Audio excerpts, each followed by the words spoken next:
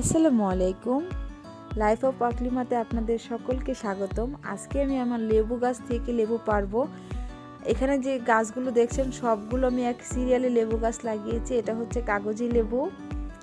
আমি এক একটা গাছ এক এক রকম লাগিয়েছি। এগুলো দেখেন ছোট ছোট। এই লেবু গাছটা এই ছোট ছোট হয়, কিন্তু রস আর গ্রানটা খুবই ভালো এই লেবুটার। আমি নাম জানি না এই লেবুটার কি নাম। এই লেবুটাও দেখেন কিনা অনেক বড়, এটাও আলাদা একটা গাছ। এই লেবুর সাইজগুলো বড় বড় হয়, কিন্তু রস হয় অনেক প্রত্যেকটা লেবু গাছে।